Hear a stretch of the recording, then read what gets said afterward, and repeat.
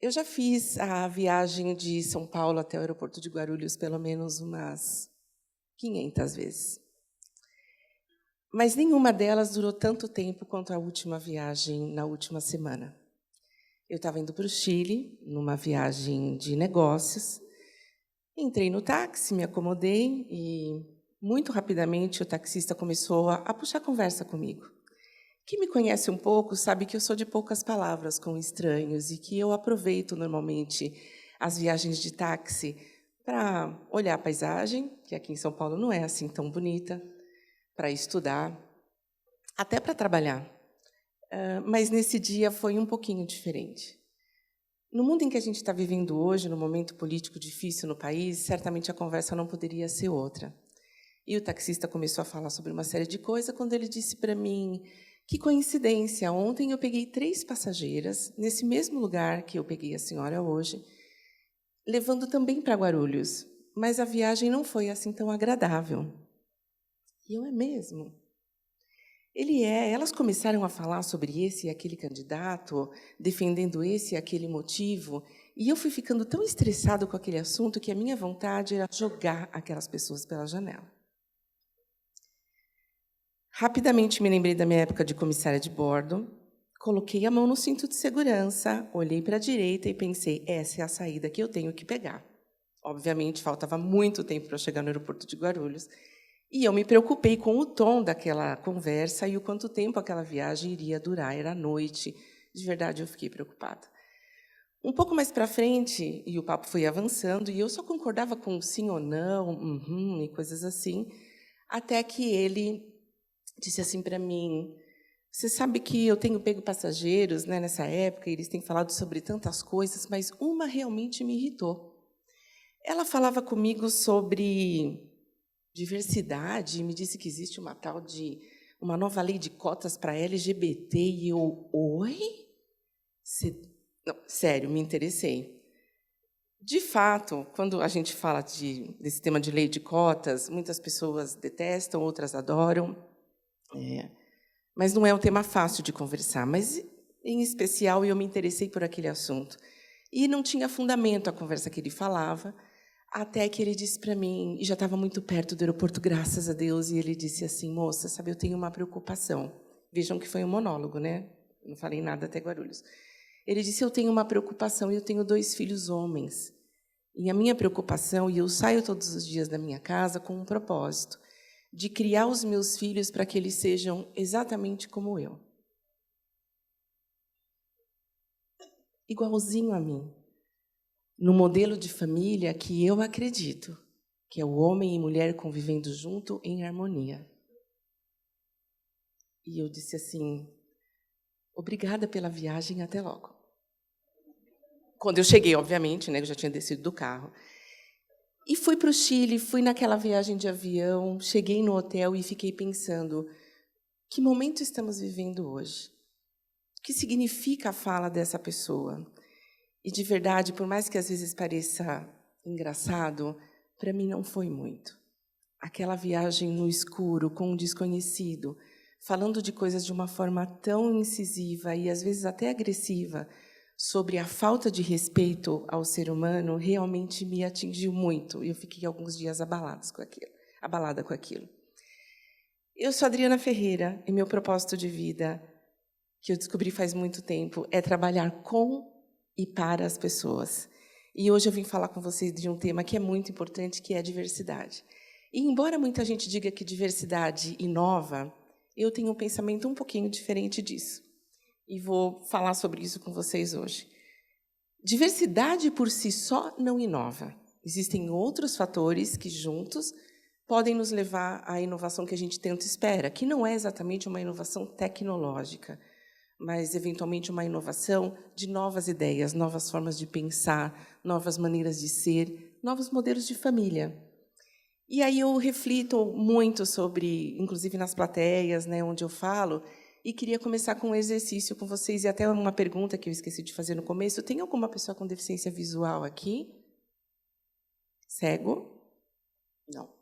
Tá bom, é porque eu ia descrever um pouco o ambiente, se caso houvesse. Eu queria que vocês olhassem para o lado um pouco e levantassem a mão a pessoa que estiver sentada ao lado de um negro ou uma negra. Só um, assim, pode levantar. Ok. Alguma pessoa com deficiência física, um cadeirante? Não? Verdade, não podia deixar de dizer isso. Gustavo, meu estagiário, está aqui me prestigiando hoje. Não é um pouco estranho que nós sejamos mais de 7 bilhões de pessoas no mundo e haja 3 ou 4 negros nessa sala? Num país onde quase 54% da população se considere afrodescendente? Eu acho estranho. E acho também que, nesse mundo de 7 bilhões de pessoas, vai ser muito difícil que a gente encontre alguém que pense igualzinho a gente. Isso me instiga, porque eu trabalho numa corporação que eu gosto muito, que respeito e acredito nos seus valores, mas a maioria das corporações e dos gerentes e líderes e executivos das empresas insistem em contratar e procurar currículos de pessoas que são quase iguaizinhas a eles. E aí eu penso que a vida é como uma linha de partida. A nossa vida, a nossa carreira, a nossa vida pessoal, essa imagem, para mim, diz muito para mim sobre isso. Porque algumas pessoas, ou todos nós, partimos de algum momento, quando iniciamos a nossa carreira, quando vamos para a escola, quando mudamos a nossa carreira para uma nova, partimos de algum lugar. Qual é a diferença do mundo que a gente vive hoje? Um país como o nosso e outros países na América Latina, é que nem todas as pessoas vão partir da mesma reta de partida. Mas, Dri, por que isso acontece? Eu não sei por que isso acontece, mas eu posso te garantir que as pessoas que não estão partindo daí são porque têm uma cor diferente da maioria de vocês, uma orientação sexual diferente da maioria de vocês, uma condição física diferente da maioria de vocês e, portanto, às vezes, pelo simples fato de nascer como não vai partir daqui e, portanto, não vai chegar no mesmo lugar que muitos de vocês chegaram ou chegarão. Eu estou convicta disso. E aprendi muito nessa minha jornada no mundo corporativo, onde eu estou há 10 anos, exatamente. Na verdade, faço amanhã 10 anos que eu trabalho na empresa que eu estou hoje. E eu me lembro muito bem de uma campanha, isso para mim é emblemático e marca, assim, foi um momento em que eu realmente acordei para a questão de diversidade e inclusão, que foi um mês de maio, onde a gente estava comemorando o mês das mães. Maio? É isso? E eu pedi a uma empresa, um time de comunicações, que me enviasse a imagem de uma mulher, porque eu precisava colocar naquela comunicação uma imagem e escrever um texto.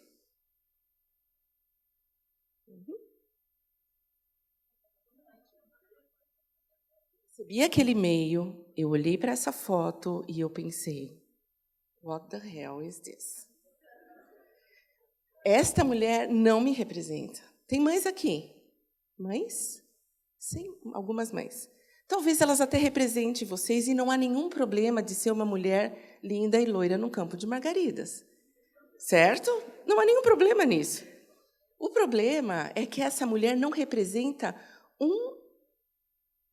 1/10 das mulheres da empresa onde eu trabalhava. E a pessoa que me mandou isso era de comunicações. E eu pensei, meu Deus, onde nós vamos parar? E eu fiquei pensando depois, até me preparando para vir aqui, como é que eu poderia... Qual foi o momento da minha vida que eu mais me aproximei dessa imagem? Foi nesse momento. Eu tinha, Ju, 6 anos, 7 anos. Meu irmão está ali me prestigiando também e deve lembrar desse nosso quintal, né? Isso não é um milharal. É o fundo da nossa casa, onde nós vivíamos na periferia de São Paulo, morando num cômodo e cozinha com os meus pais, eu e meu irmão que está aqui. Bom, eu não pareço nem um pouco com aquela mulher, é verdade, além de ser uma criança e tudo mais, mas quando eu vi essa foto e peguei essa foto para vir falar com vocês, eu pensei, eu tinha sonhos nessa época e eu não sabia o que o mundo seria para mim, com as escolhas que eu teria, sendo filha de nordestinos, vivendo na periferia. Eu não sabia, mas eu tinha sonhos. Um deles era ser astronauta. O outro era ser professora. E vocês não vão acreditar, mas eu pensei em ser paleontóloga. E eu até sabia falar essa palavra quando eu tinha 6 ou 7 anos de idade. E eu amava o mundo dos dinossauros. Tinha uns filmes em preto e branco, que é a minha época, né? E que eu assistia os dinossauros e eu achava aquilo muito incrível. E alguns desses sonhos se tornaram realidade. Eu já fui instrutora, hoje dou palestras, também dou cursos na empresa onde eu trabalho. E cheguei muito perto do céu. Na verdade, eu fui comissária de bordo, não cheguei na Lua, embora tenha nascido no ano em que o homem chegou à Lua, eu nunca consegui conquistar esse sonho, e acho que nessa vida não vou. Mas, desculpa, está aqui? Sim. Eu fui comissária de bordo durante muito tempo, antes da profissão que eu tenho hoje. E ser comissária me levou a vários lugares do mundo. Eu conheci o Lago Pokhara, no Nepal, eu fui para Brotas, caminhar nas cavernas, eu fui para o Vale Nevado e para mais, talvez, 27 países durante a minha vida como comissária. Isso me trouxe muita experiência de vida com as pessoas. Eu vi e conversei com pessoas de muitas religiões, de muitas nacionalidades, de muitas crenças, e fui aprendendo ao longo da minha vida a respeitá-las e a entendê-las. Mas fazer este pulo daquele quintal onde eu morava em Itaquera para o lugar onde eu estou hoje, todos os lugares que eu passei, não foi difícil. Mas uma coisa que se conecta muito com as palestras anteriores, e eu fico muito feliz por isso, é que os meus pais sempre me incentivaram a estudar. E nunca abriram mão, mesmo nos momentos muito difíceis, de que eu e meu irmão fôssemos para a escola. E isso, para mim, é muito importante e também significa muito para mim. No entanto, esse pulo e acreditar que é possível estar em algum lugar, e eu sempre gostei muito de viajar, e acreditei que um dia eu podia ser astronauta, como eu disse, se tornou verdade. Sempre com o apoio da minha família, do meu irmão e dos meus amigos. Mas foi durante aquela corrida de táxi para o aeroporto, durante a minha trajetória como comissária e agora na empresa onde eu trabalho, que eu realmente descobri que diversidade não inova. Por que isso? De nada basta a gente ter uma empresa teoricamente bastante diversa se as pessoas não se sentem incluídas. Isso pode ser realmente um problema. E o que significa essa inclusão? Qual é a inclusão que a gente busca? Qual é a inclusão que eu prego e que eu e a empresa onde eu trabalho, que nós acreditamos? É aquela que olha o indivíduo pelo seu potencial. Estávamos esses dias conversando sobre processos seletivos, em que o recrutador senta à sua frente e pergunta primeiro a sua idade, se você é casado, o que você faz no fim de semana, qual é o seu hobby. O que isso tem a ver com a vaga que você vai se aplicar? Não muito. Então, os seus skills e a sua vivência são descartadas. E eu passei por essa dificuldade, porque a companhia aérea em que eu trabalhava faliu. E, aos 38 anos, eu olhei para o lado e não tinha nada onde eu pudesse me apegar, a não ser o amor da minha família. Imaginem que eu tinha um trabalho que era um ambiente mais ou menos assim, com essa quantidade de pessoas, um longo corredor, onde eu servia chicken or beef, cocoa water. Essa era a minha vida, e esse era o inglês que eu falava naquela época.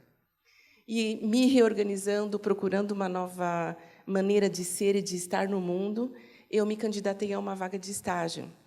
E eu fui, devo ter sido até hoje, a estagiária mais velha da empresa onde eu trabalho.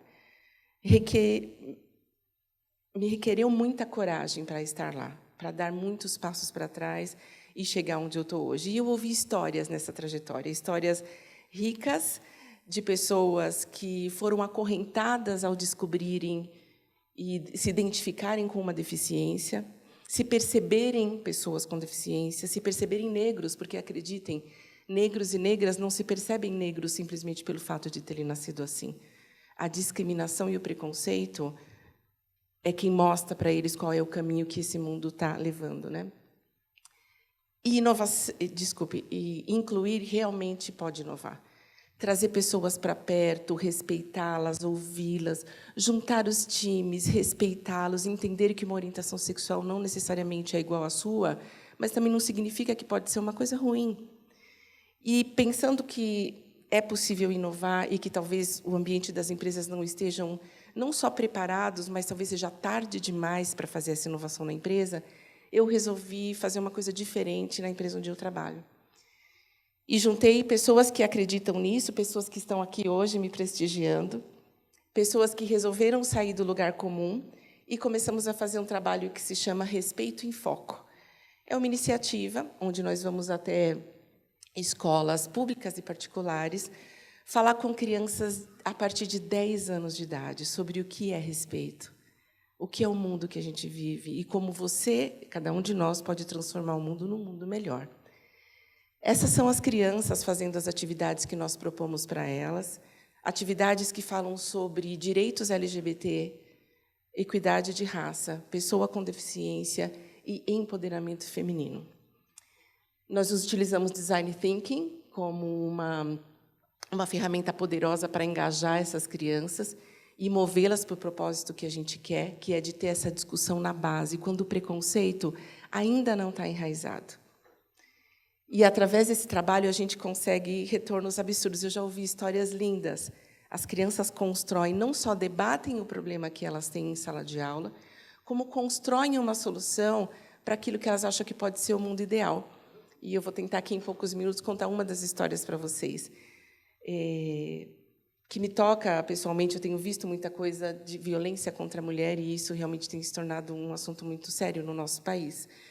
E nós propomos uma situação em que uma mulher é casada com um cara do tipo machista, que simplesmente só fica assistindo televisão no sofá e pede para ela pegar a cerveja na geladeira. Um estereótipo. Na verdade, isso não acontece, né, gente? Assim, só um exemplo mesmo, tá? Elas discutem o tema, e essas crianças, quando propuseram uma vida diferente para essa mulher, a primeira coisa que eles fizeram foi, obviamente, separar o casal. Sugeriram o divórcio. E eles desenham isso nesses flip charts, e eles desenharam essa mulher num novo relacionamento. E ele era circundado por um coração verde, que significava para eles, e eles disseram isso, este é um amor sustentável. E a coisa mais linda do mundo é que eles tiraram o sobrenome do homem. Eles disseram, não, ele não merece ter o mesmo sobrenome que ela, então ele vai ficar sem sobrenome. Vejam que coisa maravilhosa.